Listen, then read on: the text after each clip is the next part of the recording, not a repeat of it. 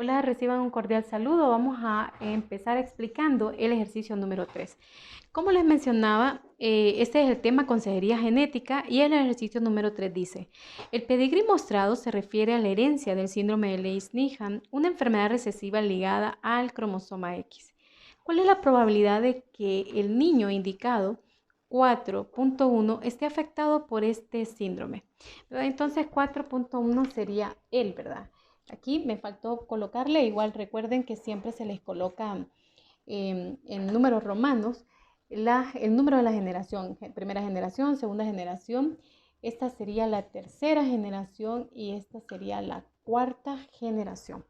Entonces, por eso dice 4.1, se está refiriendo a este niño, ¿verdad? Entonces, si ustedes observan también otro detalle que podemos observar en este ejercicio, es que ya nos están diciendo cuál es el patrón de herencia. Recuerden, siempre les hago el mismo recordatorio.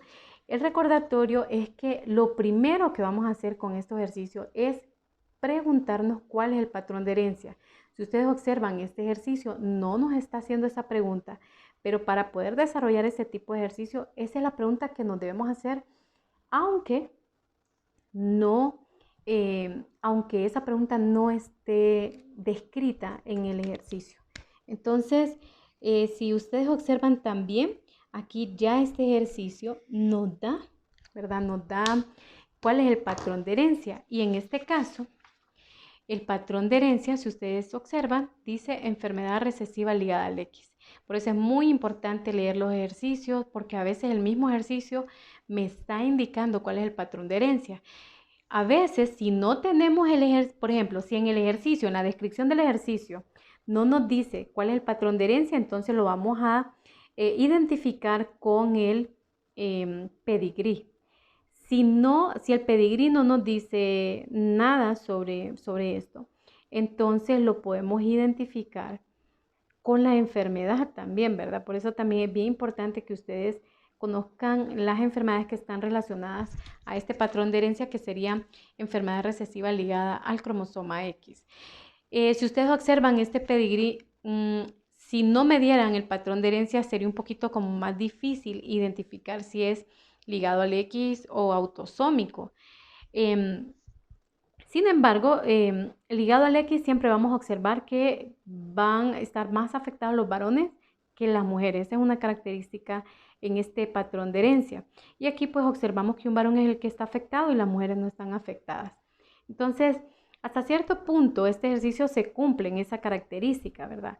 Pero no es tan visible, pero lo importante es que ya nos dan el patrón de herencia y una vez que conocemos el patrón de herencia, pues vamos a trabajar para poder responder esta pregunta, que cuál es la probabilidad de que el niño indicado 4.1 esté afectado por el síndrome, que sería el síndrome de Leigh-Nihan. Ahora, les recuerdo, es bien importante que nosotros tengamos a la mano, ¿verdad? Más que a la mano, es que nosotros nos sepamos cuáles son los genotipos que vamos a utilizar para este patrón de herencia, que sería una enfermedad recesiva ligada al X. Aquí dividimos las mujeres y los varones. Recuerden, yo les había mencionado que este tipo de enfermedades afectan los cromosomas sexuales, en este caso X, XX, que serían las mujeres, y XY, que serían los varones. Por eso es que colocamos patrones, colocamos, por ejemplo, los genotipos por separado. Aquí, por ejemplo, tenemos los genotipos para las mujeres. Las mujeres sanas van a tener este genotipo, que sería XX, y si ustedes observan, sus alelos serían dominantes. Los portadores tenemos XX, sus alelos son heterocigotos, y las enfermas serían, para que sea enferma una mujer necesita tener 2 copias del alelo afectado. En los varones no hay portadores, solamente hay sanos o solamente hay varones que están enfermos. Repito, eso hay que tenerlo muy en cuenta. Los varones no hay portadores. ¿Por qué? Porque los varones solamente tienen un alelo, perdón, un cromosoma X. Entonces, si ese cromosoma X está afectado, con solo ese cromosoma van a expresar la enfermedad, ¿verdad? Entonces, eso hay que tenerlo también en cuenta, lo coloco aquí también y nos sirve, ¿verdad? Para poder hacer el genotipo. Lo común es que yo lo escribo siempre, ¿verdad? Pero ya les he comentado que por fines de espacio no lo puedo hacer. Entonces vamos a comenzar siempre. Bueno, ya tenemos el patrón de herencia y aquí lo voy a colocar que sería recesivo ligado al X.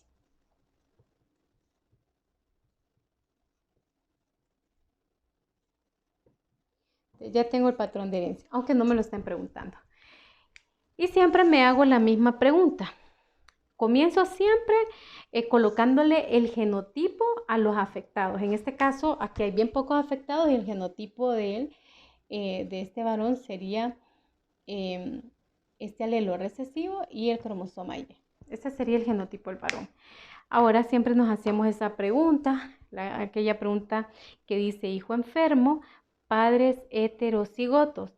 Pero aquí les hago el recordatorio. Aquí en este caso, este varón no puede ser heterocigoto, o sea, no puede ser portador.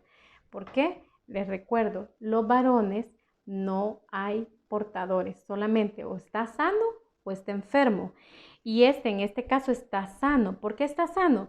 Porque para que estuviera enfermo tendría que estar el cuadro sombreado.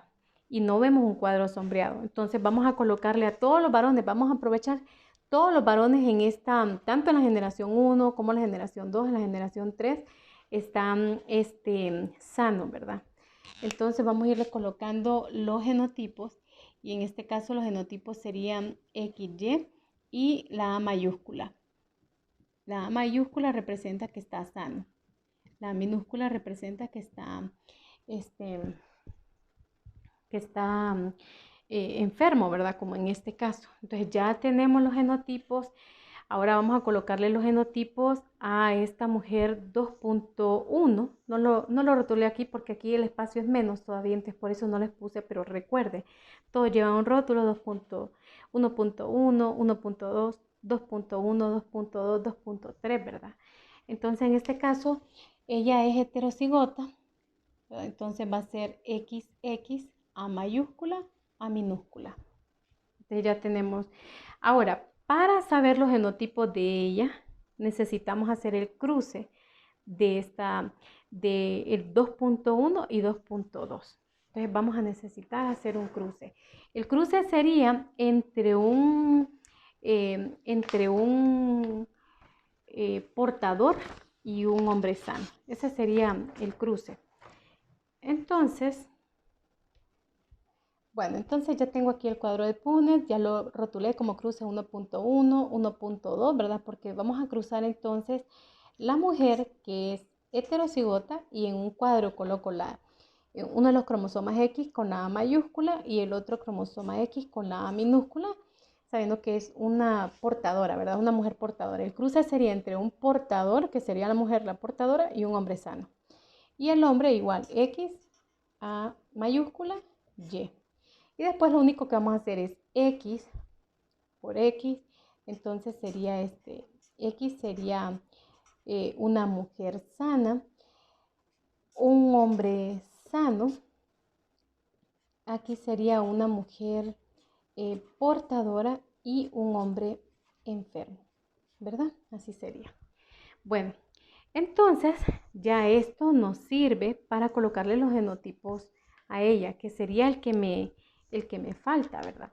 Entonces, en este caso, si ustedes observan los genotipos, ella, por ejemplo, tiene descendencia, pero no se sabe si podría tener un hijo enfermo. Entonces, en este caso, que no presenta ningún hijo enfermo, entonces no aplica esa pregunta, hijo enfermo, padre heterocigoto. Entonces, en este caso, como la única hija que tiene es sana, entonces no puedo aplicar esa regla, que hijo enfermo, padre heterocigoto, como en este caso, hijo enfermo, padre heterocigoto.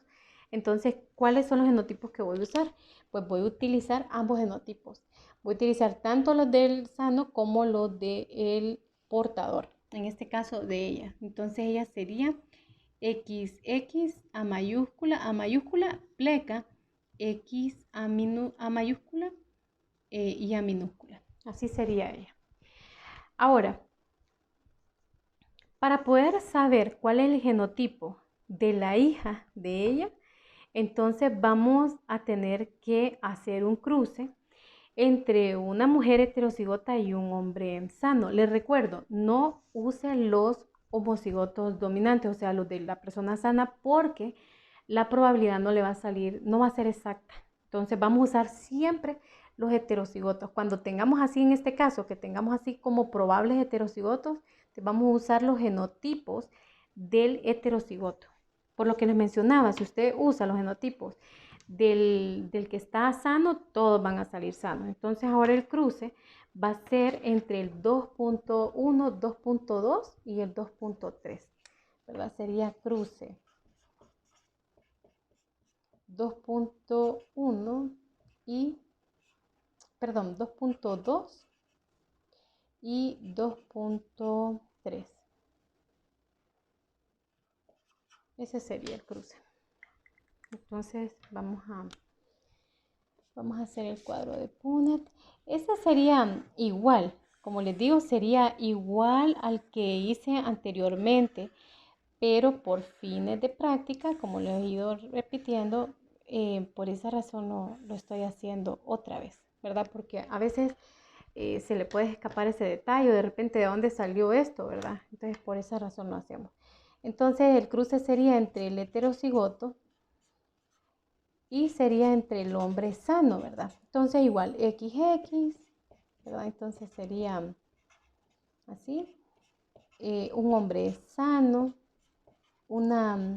otra mujer, una mujer heterocigota y un hombre enfermo. Entonces, como aparecen estos dos genotipos aquí en el cuadro de Punnett, recuerde, lo que vamos a poner aquí influye mucho, ¿verdad? En lo que aparece en el cuadro de Punnett. Y en este caso, como no sé si el niño está enfermo, entonces vamos a colocar los genotipos así. Aquí es como es una probabilidad, ¿verdad? Entonces vamos a colocar los genotipos así. Igual esta va a ser una probable heterocigota. Perdón, aquí sería así. Una probable heterocigota. Entonces, ya tenemos los genotipos de la generación 1, generación 2, generación 3.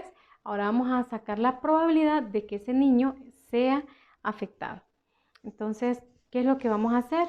Igual vamos a hacer un cuadro de Punnett, pero el cuadro de Punnett aquí vamos a cruzar. Igual va a ser lo mismo, ¿verdad? El cruce sería igual, pero ahora el cruce sería cruce vamos a ver, 3.1 con 3.2, ¿verdad? Ese sería el cruce y se hace igual con el heterocigoto y el hombre sano. Es lo mismo, va a parecer igual. El 50% de las mujeres van a ser heterocigotas, el 50% van a ser sanos. Yo ahí les estoy dando un porcentaje, pero en realidad aún todavía no, solamente me está pidiendo la probabilidad del niño afectado. Entonces, en este caso, igual sería así, de la heterocigota. Y repito, usamos los heterocigotos porque nos van a dar una probabilidad exacta. No usamos el homocigoto. Cuando son así, no vamos a usar el homocigoto. Entonces, y del hombre que está sano. X por X, entonces una mujer sana, X, este sería un hombre sano, esta sería una mujer portadora y este sería un hombre enfermo. Entonces, ahora, la pregunta de este ejercicio dice, ¿cuál es la probabilidad de que el niño indicado 4.1 esté afectado por este síndrome? Entonces, vamos a ver que el niño afectado, o sea que un afectado, por ejemplo, sería un hombre. Un hombre afectado sería así los genotipos. Vamos a ver. Un hombre afectado. El genotipo sería de esta manera, ¿verdad? Así sería el genotipo de un hombre afectado. Entonces, en este caso, este es el genotipo que aparece. Pero aquí, como no es una enfermedad autosómica recesiva o autosómica dominante, en este tipo de enfermedades, tanto hombres y mujeres se ven afectados con la misma frecuencia. Aquí no. Aquí entonces vamos a dividir, por ejemplo, cada uno de estos cuadros aquí, para que me puedan entender un poquito más. Cada uno de estos cuadros en este tipo de enfermedades ligadas al X, donde se separan hombres y mujeres, entonces no van a costar 25%, sino 50% cada uno de ellos. Pero dividiendo, mujeres 50%, 50%, para dar un total de 100. Hombres 50%, 50% para dar un total de 100 también. Entonces, en este caso, aquí vamos a decir que hay 1 de 2, ¿verdad? Un medio sería la probabilidad, ¿verdad? Un medio sería la probabilidad de que este niño sea afectado. ¿Por qué un medio? Porque recuerde, estamos dividiendo la mitad, una mitad para los varones y otra mitad para las mujeres. Entonces, de 2 cuadros, por ejemplo, 1 es el afectado de 2 cuadros, entonces por eso sería un medio, ¿verdad? 1 de 2 están afectados. Entonces sería la probabilidad un medio. Ahora, ¿recuerdan ustedes que cuando yo les había mencionado en el ejercicio número 2, les dije que cuando los heterocigotos no son 100% heterocigotos, como en este caso la mamá de este niño no es heterocigota segura, o sea, segura es que yo supiera que solamente tuviera esto, que de repente tuviera solo esto, no es tan que sea probable si es sano o probable heterocigota, esto. Entonces, ¿qué es lo que vamos a hacer? Vamos a multiplicar la probabilidad de que ella sea heterocigota por la probabilidad que el niño sea afectado, pero también vamos a incluir la probabilidad de que ella sea heterocigota también. ¿Por qué vamos a incluir la probabilidad prácticamente de la abuela del niño? Y es porque ella, por ejemplo, ella afecta a ella y ella afecta al niño también. Por esa razón vamos a medir la probabilidad de ellas que son heterocigotas, pero no del papá, porque el papá no es heterocigoto. El papá es definitivamente, él no es heterocigoto. Entonces vamos a medir la probabilidad de ellas. Pero esto solamente se hace con los padres, porque a veces he tenido estudiantes que quieren medirme la probabilidad, calcular la probabilidad de los hermanos. Los hermanos no afectan a sus otros hermanos. ¿Quiénes afectan a los hijos? Los padres. ¿Y quiénes afectan también? Pueden afectar a los hijos, los abuelos también. En este caso sería esto. Entonces vamos a medir la probabilidad. La probabilidad de que esta sea heterocigota, si ustedes se fijan en los otros cuadros de Punnett que yo había hecho, ¿verdad? Porque ya habíamos calculado los otros cuadros de Punnett, la otra probabilidad de que sean heterocigotas sería igual, un medio, miren, un medio, 1 de 2, un medio. Y aquí el otro cruce, que sería el de el 2.2, 2.3, sería esta, sería un medio la probabilidad de que sea heterocigota. Entonces ya no los tengo que hacer porque en realidad ya los cuadros los había hecho. Pero entonces aquí decir que es la probabilidad un medio que sea heterocigota, un medio que sea heterocigota por un medio que sea afectado. Entonces eso es lo que vamos a hacer. Ya vamos a casi terminar este ejercicio y aquí les colocaría entonces cuál sería el resultado que nos daría este ejercicio.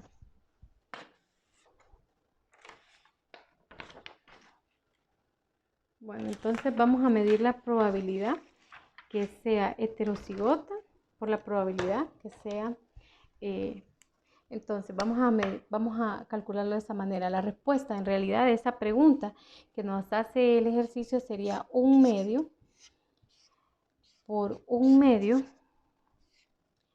por un medio. Entonces si multiplicamos todo esto sería, en total sería 1 de 8.